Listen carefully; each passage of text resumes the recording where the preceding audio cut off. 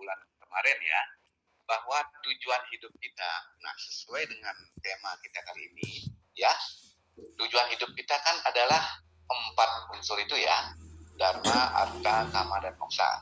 Tetap dulu bahas bagi itu ya, bahwa itulah tujuan hidup kita ya. Ya semua tujuan di atas itu ada unsur dasarnya atau yang kita sering disebut panca satya. Satya itu setia atau komitmen atau orang bilang kan kamu tidak satya wacana, artinya tidak komitmen dengan apa yang dikatakan.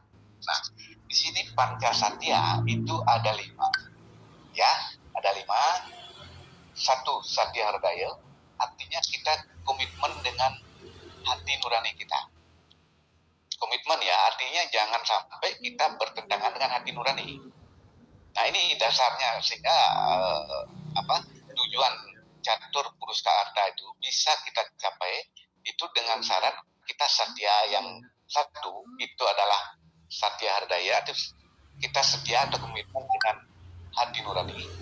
Kemudian wacana satya atau satya wacana, artinya komitmen dengan apa yang kita katakan. Kemudian satya laksana, kita komitmen dengan apa yang kita laksanakan ya. Komitmen dalam artian komitmen sesuai dengan hati nurani ya. Kita komit hati nurani itu adalah sumber kebenaran. Kalau sudah di hati nurani mengatakan bahwa kita harus melakukan, kita harus mengatakan, kita harus komit.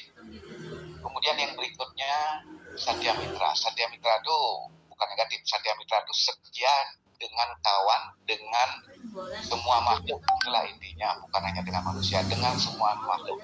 Artinya kita berkomitmen untuk mengasihi, karena semua dasarnya, termasuk satya mitra dan satya semaya atau janji, itu semua dasarnya adalah kasih sayang, ketulusan, tanggung jawab, kejujuran, serta kebenaran.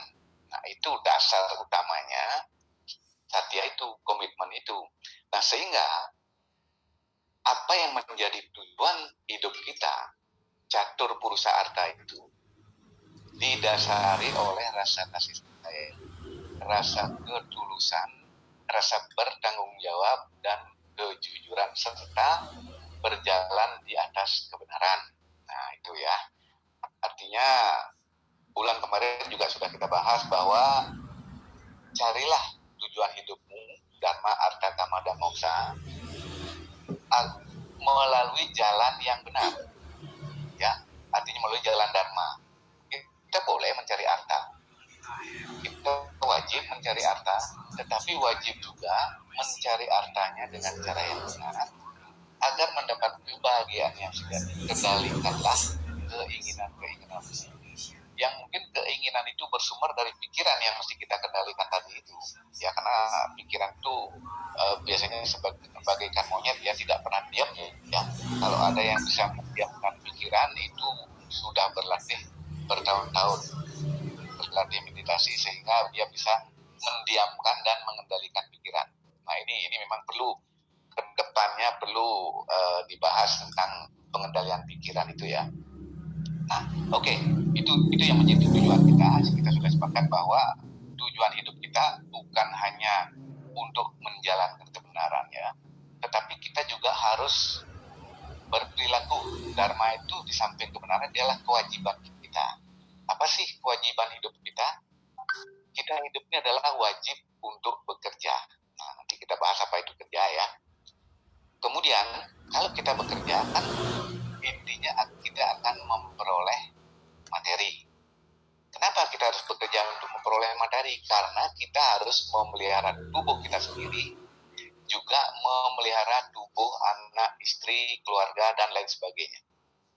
Juga bisa sebagian, kalau orang percaya dengan namanya yatnya, itu sebagian kita persembahkan pada beliau, sebagian juga kita pakai untuk membantu orang yang kesusahan.